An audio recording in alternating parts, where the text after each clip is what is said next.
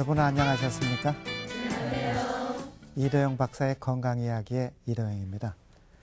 지난 시간에는 그 허리의 구조적 특징이나 특성, 그리고 다른 부위의 관절 수술과 달리 허리는 수술 후에 왜 그 결과에 대한 만족도가 좋지 않고, 그 다음에 그 재수술이 많은지 그 문제점에 대해서 설명드렸습니다. 오늘은 그 허리 수술 후에 그 결과가 좋지 않아서 다시 수술을 시행하는 허리 수술 실패 증후군의 증상 그리고 진단에 대해서 설명드리는 시간입니다. 그러면 먼저 이 질환의 증상에 대해서 설명드리겠어요. 이 허리 수술 실패 증후군의 증상은 허리 디스크나 협착증 환자가 처음 허리 수술을 시행할 때 나타난 증상하고 크게 다르지 않습니다. 그러니까 맨 처음에 디스크나 협착증 환자하고 허리 수술 실패 증후군 환자나 증상은 거의 비슷하다는 뜻입니다. 그럼 다시 한번 더 설명드리면은 기본 원칙이 허리 디스크는 다른 부위하고 관절을 달라가지고서는 다른 부위 관절은 한 개의 관절로 이루어졌는데 허리는 그 구조가 세 개의 관절로 이루어졌다는 단어 기억하시죠? 네. 그러니까 앞쪽은 디스크, 뒤에는 두 개의 후관절입니다. 요게 이상이나 손상으로 증상이 나타나고, 그 다음에 두 번째는 척추관을 통과하는 척추신경이 압박되거나 이상이 있어도 증상이 나타난다고 말씀드렸어요. 그러면 다시 또 한번 반복드리면은 확인하기 위해서 허리 마디에 존재하는 세 개의 관절이 이상이 있거나 손상이 생기면은 디스크가 손상돼서 그 자체 염증 반응으로 인해서 추간판 내장증 증상이 나오고, 그 다음에 후관절이 이상이 생기니까 그 마디가 흔들리는 불안정이 생겨서 결국은 허리하고 엉덩이 통증으로 고생한다. 기억하시잖아요. 그 다음에 척추 중앙에 존재하는 척추관을 통과하는 척추신경이 압박되면은 다리가 저리고 땡기거나 이런 방사통 증상이 나타난다고 설명드렸어요. 근데 문제는 이게 급성으로 나타날 때는 이렇게 다리에 방사통 증상이 나오는데, 이 질환이 시간이 오랜 시간 경과하면은 이게 다리가 저리고 땡기는 방사통 증상보다는 조금 다른 증상이 나오거든요. 그러니까 다리에 피가 통하지 않은 같은 그 아주 근육통 비슷한 기분인 증상이 나오고, 그 다음에 또 장단주에 쥐가 자꾸 나는다고 얘기하는 분도 계시고, 그 다음에 발바닥이나 발가락에 힘이 없다. 또 어떤 분은 다리에 힘이 약해져서 자꾸 걷다가 자꾸 주저앉아서 쉬어야 편하다. 이렇게 여러 가지 증상을 설명하는데, 실제 허리 수술 실패 증후군 환자가 이런 여러 가지 증상은, 이 모든 증상이 동시에 나타나는 경우는 아주 드뭅니다. 그러니까 대개 환자들은 허리만 못 견디게 아프다. 안 그러면 장단지에서 쥐가 많이 난다. 안 그러면 다리에 힘이 없어서 참 가다가 자꾸 주저앉아서 죽겠다. 안 그러면 다리가 쉬고 저려가지고서는 못 견디겠다. 이렇게 여러 가지 증상 중에서 한 개 내지 두 개 증상만 아주 특징적으로 얘기하지, 모든 증상을 동시에 이상이 있다고 얘기하는 분들은 굉장히 드물어요.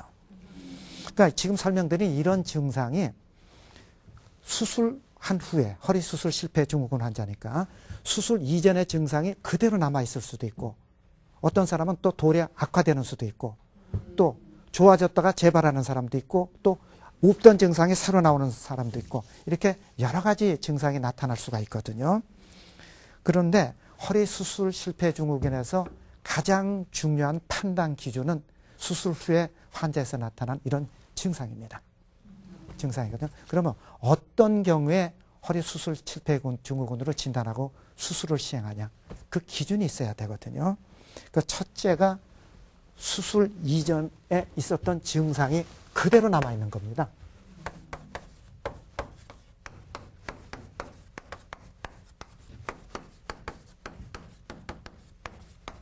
그러면 어떤 경우에 이런 현상이 벌어지냐. 허리는 해부학적 구조가 아주 복잡하다고 설명드렸잖아요. 그래서 인공 디스크로 완전히 대치도 안 된다고 그랬어요. 해부학적 구조가 복잡하고 그 내부에 신경 조직이 포함되어 있어가지고 실제로 어떤 부위에서 정확한 이상이 생겨가지고 그런 증상이 나오는지 판단이 안 될 때도 있어요.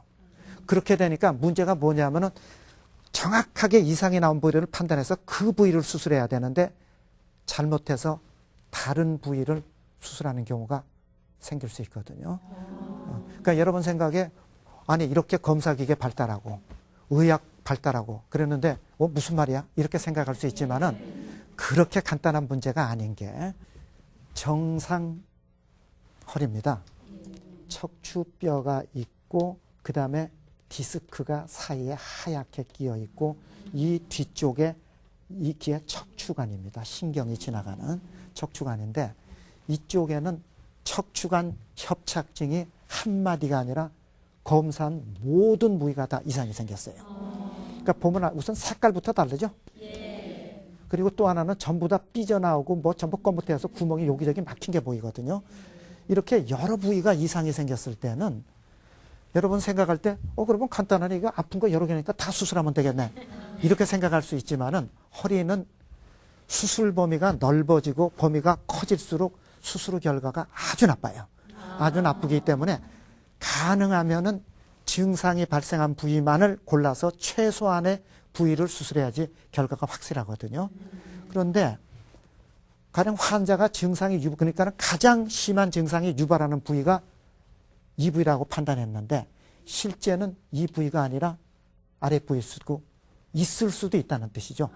그렇게 되니까는 그 증상은 이 부위는 아무리 의사분이 수술을 잘해줬다 하더라도 실제는 심한 증상을 유발하는 부위가 다른 부위면은 수술 이전 증상이 그대로 남아있을 수밖에 없거든요. 그러니까 이런 경우가 바로 허리 수술 실패 증후군이라 그래가지고 다시 수술을 시행하는 경우입니다. 그리고 두 번째는 수술 이후에 증상이 그대로는 게 아니라 되레 더 나빠진 경우입니다.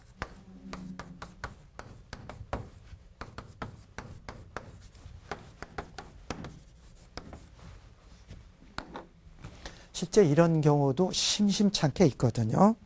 그러니까 그 이유는 그러니까 수술 직후에 환자분이 다리가 저리고 땡기고 이런 증상이 더 심해지고 아주 심한 사람은 다리에 마비 현상까지 나오거든요. 그럼 왜 이런 일이 생기냐? 첫째가 수술 부위에 출혈이 돼가지고 그 피가 고여서 그 피가 신경을 압박하는 경우입니다. 생각보다 많습니다. 그리고 두 번째는 압박된 척추신경을 제대로 다 풀어주지 못해가지고 신경이 압박된 상태로 그대로 남아있을 때도 증상이 또 악화되거든요. 그러니까는 이런 경우에는 첫째가 피가 응고된 피가 제대로 빠져나가지 못하고 그 자리에 있으니까는 그 자체가 덩어리가 돼가지고 신경을 압박하니까 되레 증상이 더 나빠지고 신경마비도 올 수 있거든요. 그러니까 이런 경우에는 응급으로 그 폐를 제거해가지고 압박된 신경을 풀어줘야 돼요. 가끔 있습니다. 가끔 있어요. 그리고 두 번째는 그 척추관 협착증이라는 거는 그 단순히 디스크만 튀어나와서 신경을 압박하는 게 아니라 신경이 통과하는 척추관이 전체가 심하게 좁아져가지고 신경이 그 압박을 받는 질환이거든요.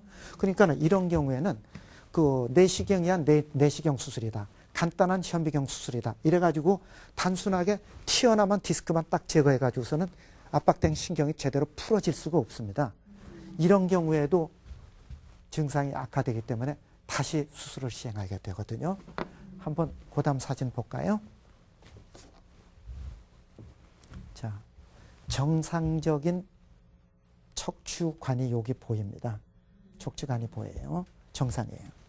이분은 디스크가 이쪽이 오른쪽이고 왼쪽이니까는 왼쪽으로 튀어나가지고 신경을 누르는 게 보여요. 여기가 하얗게 보이는데 여기는 하얀 게 보이지만 이게 삐져나서 막힌 구멍이 보여요. 신경이 지나가는 길을 막혔어요. 그러니까 이분은 단순히 디스크만 튀어나온 환자거든요. 그러니까 이런 분은 현미경 수술이나 내시경 수술을 해가지고 요 튀어나온 디스크만 뽑아주면 증상이 좋아져요. 그런데 오른쪽 환자분을 MRI를 보면은 이분하고 다른 게 여기는 이 후관절 부위도 뭐가 두툼하게 까만 게 보이죠? 예. 그리고 이쪽도 까맣게 디스크가 삐져나온 게 보이거든요.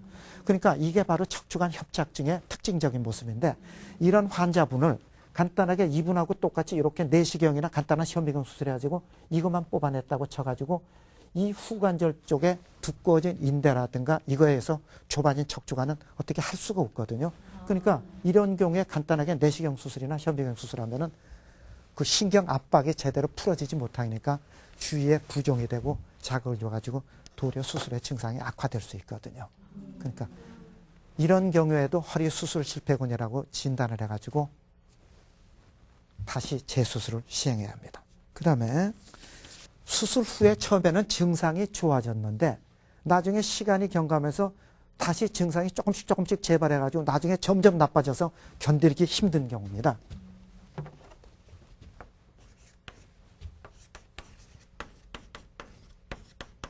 실제 이런 경우가 생각보다 많습니다. 그러면 어떤 경우에 이런 현상이 발생하냐? 튀어나온 디스크는 깨끗이 제거했는데 제거했다 하더라도 그 디스크는 상당히 면적이 큰 거거든요. 그 속에 있는 걸 다 긁어낼 수가 없습니다. 그러니까 튀어나온 것만 해가지고 싹 제거해서 압박된 신경을 풀어줬는데 시간이 경과하면서 속에서 다시 디스크가 또 삐져나와서 신경을 압박하는 경우입니다. 그러니까 처음에는 당연히 다 제거했으니까 증상 좋아졌다가 나중에 그럴 수가 있거든요. 그리고 또 하나는 여러분들이 이렇게 그 수술을 하면은 그 부위에 흉터가 생기잖아요. 근데 여러분들이 눈에 보이는 거는 피부에 보이는 흉터만 눈에 보이는 거지 속에 보이는 흉터는 눈에 보이지 않습니다. 근데 실제로 여러분 눈에는 보이지 않은 것 뿐이지만은 칼로 째가지고 들어갔을 때 속에 모든 조직도 흉터는 생길 수밖에 없어요. 그렇지 않습니까? 그러니까 수술 부위에 생긴 흉터가 섬유 조직을 만들어가지고 이 섬유 조직하고 이 신경하고 서로 늘어붙는 유착이 생겨서 신경을 압박하는 겁니다. 그러니까 처음에는 다 디스크를 삐어냈으니까 압박된 신경은 없지만 이제 그 섬유 조직이 서서히 신경하고 유착이 일어나니까는 나중에 증상이 나오는 경우가 있거든요. 이런 경우도 꽤 있습니다. 꽤 있습니다. 그러니까는 허리 수술 실패 증후군의 가장 많은 원인이 지금 설명드린 수술 부위의 흉터로 생기는 그 섬유 조직하고 척추신경하고 서로 유착을 일으켜서 신경을 압박하는 경우거든요. 그리고 또 하나는 이 증상을 재발하는 또 하나의 원인은 조금 다른 원인이긴 하지만은 이런 거는 의학의 구조적인 것보다는 심리적인 요인입니다. 그러니까 허리 수술은 다른 부위 수술하고 달라가지고서는 환자의 심리적 정신성 상태가 상당히 영향을 많이 미친다고 이전 시간에 설명드렸잖아요.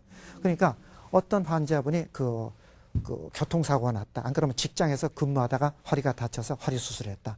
이런 분들은 아무리 그분들이 가만히 있게 하다, 경과가 좋다 하더라도 그런 심리적 불안감이 없을 수밖에 없습니다. 무슨 얘기냐면 교통사고 났으니까 나중에 보상 문제 어떻게 되나.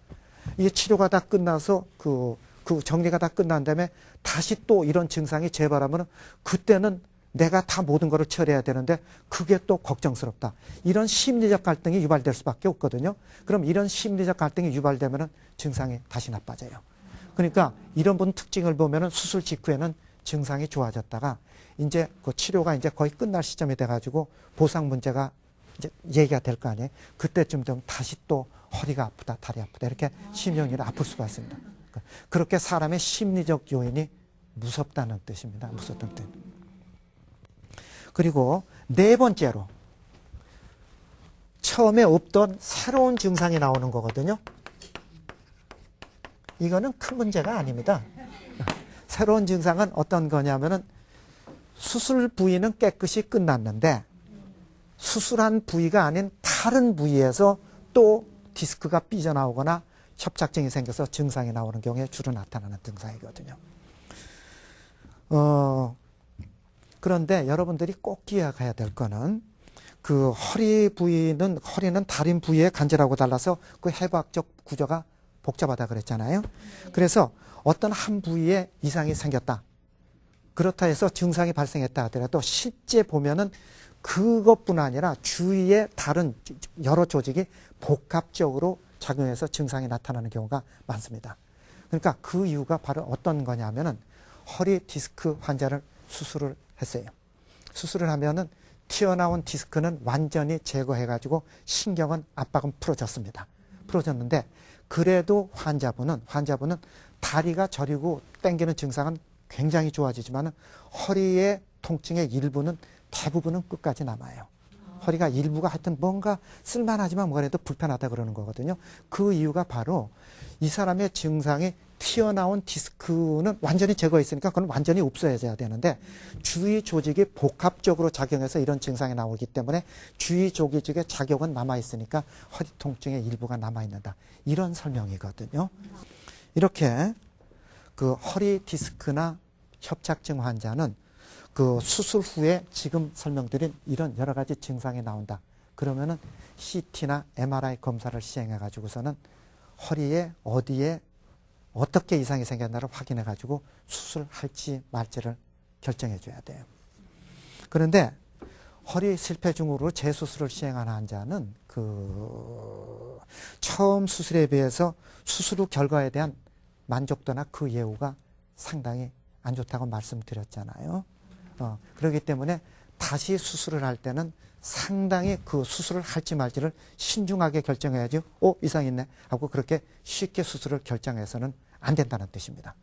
그리고 또 하나 더 중요한 거는 이전 시간에 설명드렸듯이 환자의 심리적 정신적 상태가 환자 증상 악화에 상당한 영향을 미치니까 그 환자의 심리적하고 정신적 상태를 반드시 확인을 해가지고 만약에 이분이 이런 여러 가지 조건들에서 정신적 요소가 증상 악화의 원인이 됐다.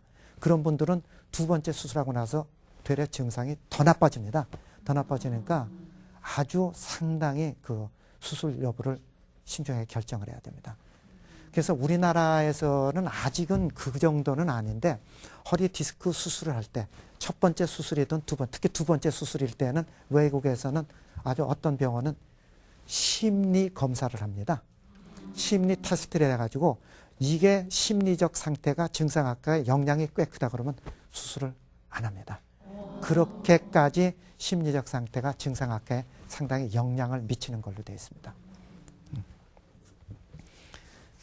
자, 이도영 박사의 건강 이야기, 오늘은 그 허리 수술 실패 증후군의 증상과 진단에 대해서 살펴보는 시간이었죠. 허리 재수술 증후군으로요. 다시 한번 수술을 했는데 증상이 또 나타나면 어떻게 해야 되나요? 그때 나타나는 증상은 제가 몇 번 설명드렸지만은 처음 허리 디스크나 협착증 환자가 수술하기 전에 나타나는 증상하고 거의 비슷하다고 설명드렸습니다. 그러니까 그 얘기는 무슨 소리냐면은 허리 수술 실패 증후군이든 처음 허리 디스크나 협착증 환자가 수술을 하든 수술이 필요한 적응증이라든가 왜 수술하느냐는 원칙은 똑같다는 뜻입니다. 원칙은 똑같아요. 그러니까는 허리 수술 실패 증후군은 증상이 어느 정도 남았다 하더라도 두 번째 수술이죠. 두 번째 남았다 하더라도 CT나 MRI를 검사해서 큰 문제가 없으면은 그냥 다시 수술은 시행하지 않고 그냥 물리치료하고 약물치료하고 허리 근력 강화 운동하는 게 가장 좋습니다. 가장 좋아요. 그리고 또 하나는 다시 또 강조드리지만은 두 번째 허리는 첫 번째 수술했을 때보다 두 번째 수술했을 때가 그 결과가 더 좋지 않고 두 번째 수술했을 때보다 세 번째 수술했을 때는 그 결과는 더더욱 좋지 않습니다. 그러니까 실제는 그런 큰 문제가 아닌 것 같은데 환자의 성격이 예민해가지고 나는 이건 아무것도 도저히 못 참겠다. 그래서 수술해야겠다. 그 수술은 100% 실패하거든요. 100% 실패하니까는 그런 거는 상당히 조심해야 됩니다. 조심해야 되는.